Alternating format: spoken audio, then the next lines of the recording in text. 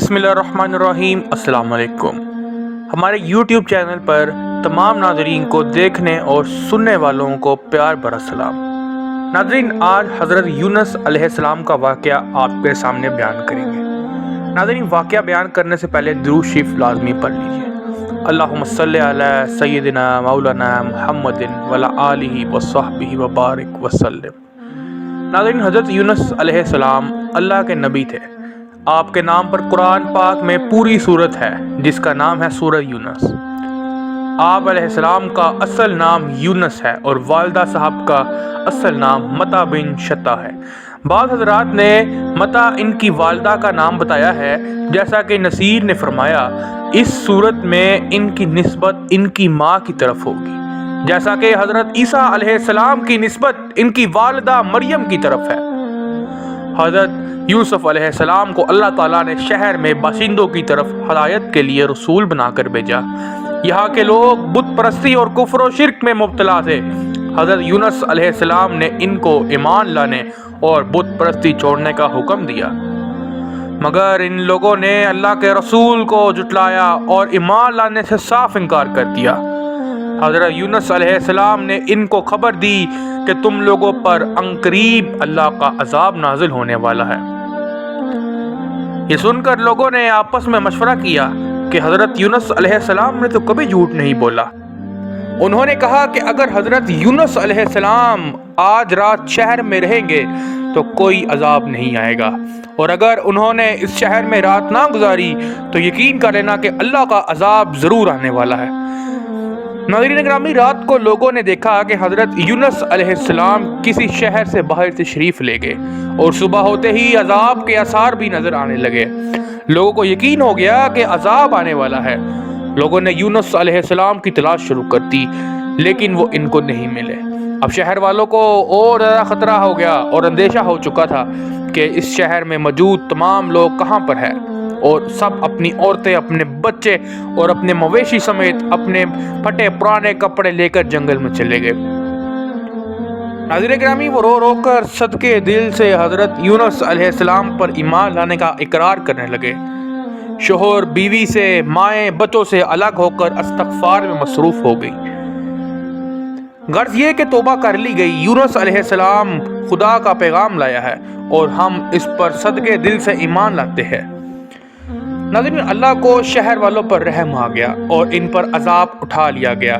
اس واقعے کو ذکر کرتے ہوئے اللہ تعالیٰ نے قرآن مجید میں بھی ارشاد فرمایا تھا، عذاب ٹل جانے کے بعد بھی حضرت یونس علیہ السلام کسی شہر کے قریب آئے تو اپنے شہر میں عذاب کا کوئی اثر نہیں دیکھا۔